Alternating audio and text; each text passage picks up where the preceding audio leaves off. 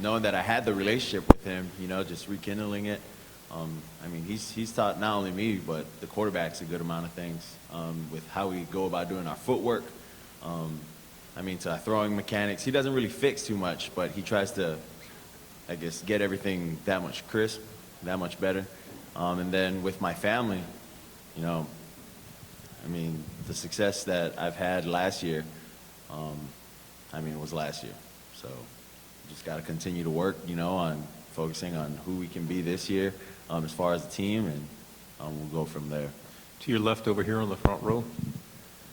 Tua, obviously, you come in and win a national championship as a freshman, and obviously last year didn't quite get to the pinnacle you guys wanted to. But just kind of talk about, the machine that is Alabama football, having time to just kind of step back and look at this fan base and the people that, embrace you guys as much as they do. You see the people downstairs, what it's like being just a member of the Alabama Crimson Tide. Do you have time to kind of step back and just kind of embrace what it's like to be a member of the Crimson Tide? No, I mean, I'd say I don't have that opportunity too much to see a lot of, the fans and the things that they do, but I guess with the Walk of Champions, that's really the only time we have the opportunity to see a lot of the fans, and then there's a lot at the game. I mean, we have a lot of supporters, but coming off that loss from Clemson, and then, earlier my freshman year, we won the national championship. I think they were both good. I know that sounds weird, to lose, but when you win, it's a great feeling, but then when you lose, it isn't a great feeling. And I think it was good that we lost because what can you learn if you keep winning? You can't learn as much, and so being that we lost, I think it was a good experience for our team entirely because a lot of us have come back, and it's something that you don't take for granted now, winning isn't something that you should take for granted, and just how we go about doing things now and where we're going with this, is how we take ownership over our team as far as the leaders on the team. So. Second row here in the middle.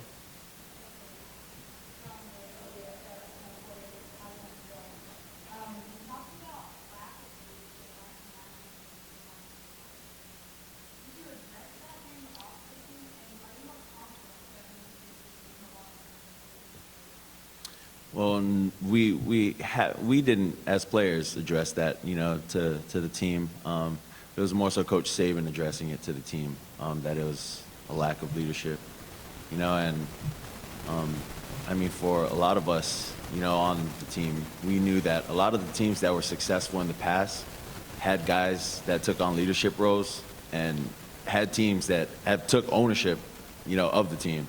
Had guys that took ownership of the team, and those were the successful years that, Alabama football had, under Coach Nick Saban. So we understand that we gotta do the same if we want to be successful this upcoming season. To your left over here, second row. To Bailey Morris, WEAC. We all know that your brother is now on campus with you. How is the dynamic between you two, not only being brothers, but now being teammates? I mean, it's fun, but we kind of came to this thing where, on the field, it's business. He got to work, I got to work.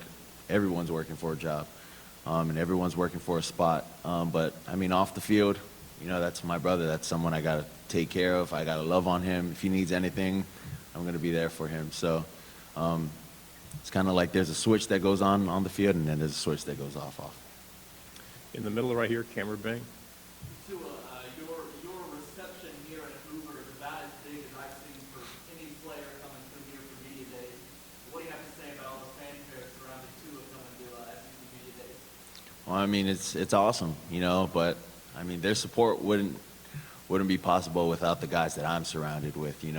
That's the only reason it's possible for me to be sitting up here before you guys and getting the love and support that I have from all of them is because of the O-line that I have, them guys blocking up front, the running game, opening up the passing game for us, and then the receivers that are able to make plays for me. So the love and support, for me wouldn't be possible without the guys that I'm surrounded with. So it's my teammates, really. Again, Cameron Banks, second row, please, right there.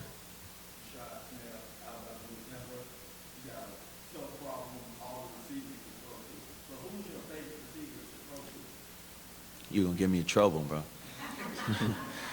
So there's really not a favorite receiver, you know, but the thing I do like about our receiver core is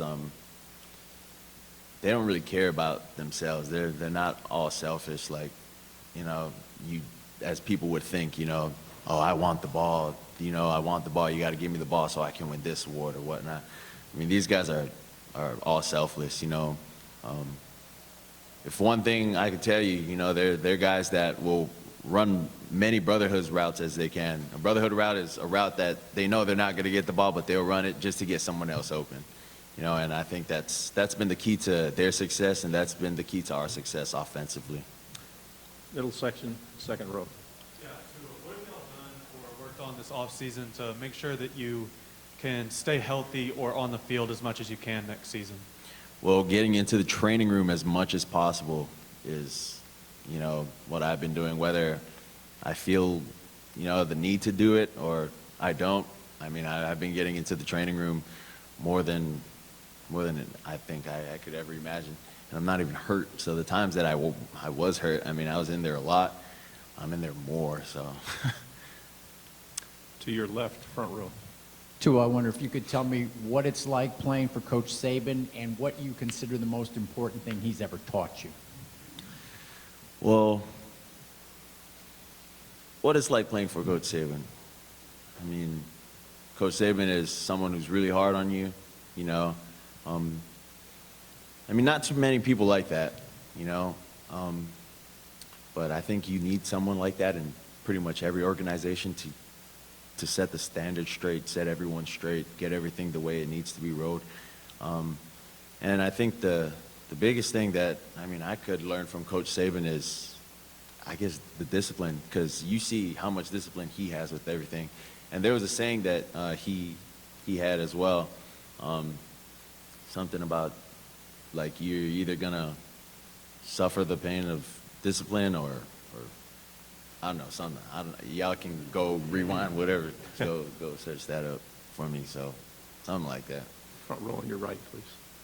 Tua, when you look across the league, there's a lot of experienced quarterbacks in the SEC, a lot of returners. So I guess, what do you expect this season from the level of competition across the field? And, I mean, is that going to be an extra motivator this year? Well, I mean, you're playing in the SEC, so I'm not really playing against the quarterbacks. I'm playing against their defense, you know. I mean, the SEC is a tough place to play in. I think it is the toughest conference to play in, you know. And I mean, you just gotta bring your A game every single week, you know, and you got to be consistent with it every single week when you play in this league. So. To your left on the third row. Steve Schneider, WAFB Baton Rouge. Coach Saban's representative for defense today is Dylan, who's been on the cover of magazines since he was in the 8th grade. Mm-hmm. In terms of maturity, leadership, what kind of football player is he for your team? What kind of guy is he? And since he's from Baton Rouge, maybe talk about the LSU rivalry and the fact that it's no longer the primetime game. Maybe your dominance has had something to do with that. I mean, we look at every game the same. You know, we take every game the same, as if it's going to be our last game. Every game's a big game for us. Doesn't matter what team we're playing, you know.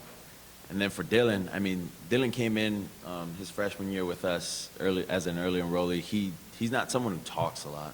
You know, Dylan is quiet, but when he goes out there, I mean, you know, his playing does all the talking. You know, his playing is real loud. And I'm kind of proud of him, you know, this upcoming season taking on the leadership role, where he ends up, you know, being more vocal. But aside from that, it's who he is, you know, off the field, is how he builds relationship with these guys, you know, on our team.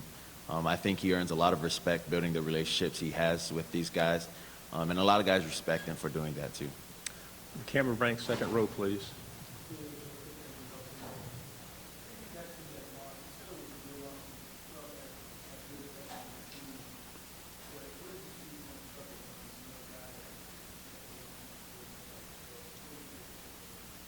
Well, I think for our team, I wouldn't say it was a loss that we were good about. It wasn't, I mean, any loss, you know, it never feels good. But, you know, it's just something that we can learn from, you know, because if you keep winning, you can't really learn anything if you keep winning. you know, but with Trevor Lawrence, I mean, I think he's done a tremendous job throughout his entire season last year. And, I mean, that was only his freshman year. So, I mean, what he's going to do this upcoming year, you know, I hope we have the opportunity to meet up with them, you know, probably again for a national championship or hopefully a playoff run. So. To the right, front row, please. Tua, what do you remember about Dan Warner and the season he was with you guys as an analyst, and just kind of maybe what you took away from him, whether in the meeting room or on the practice field? Well, Dan was always there. I mean, he's more of the fun guy. I know it's kind of hard to say because of, you know, how old Dan is, but I mean, he's more of the fun guy in our meeting rooms. I mean, he just make jokes, you know, when things are serious, and I mean, it'd be funny. So We have time for 2 questions over here to your left. Two of your wideouts are obviously very talented, but it seems like they've separated themselves in the locker room as leaders. What have you taken from their leadership that maybe you can implement as a signal caller? I don't know. That's a good question. I mean, it's kind of hard to say. I mean, because you have guys like that who can make an impact on just about any person, you know, on the team. But I mean, having guys like that it just makes things easier for you as a quarterback, and it's pretty fun, you know. It's pretty fun having guys like that you can throw a 2-yard route. You could throw a route like that's not even a route. I don't know. And, you know, they'll make something happen out of it, so it's awesome. Final question, second row in the pink outfit. Go ahead. When you said the quote about taking Central again for something from a loss and being good either way, that's one of Coach Saban's classic, like, teaching points. Are you aware that you were like a little mini Saban? And are there points in time where you're talking to people or you're going about your day and you say things and you're like, wait a minute, I said something just like those things? I don't know whether to take that as a compliment or not. Football coaches in the history of the game, it's not defense, it's a total compliment. I think the biggest difference with us, though, will probably be the personality. Like, Coach Saban's personality is different. I mean, if we kind of talk similar, I'd be happy. That's pretty good, because I watch his things sometimes. He sounds pretty good now. He knows what he's talking about, so it's pretty good. I don't know. Other than that, I mean, I hope I talk as good as him on TV. All right, Tua, thanks very much. We could keep you forever, and we probably should. So we should keep you forever.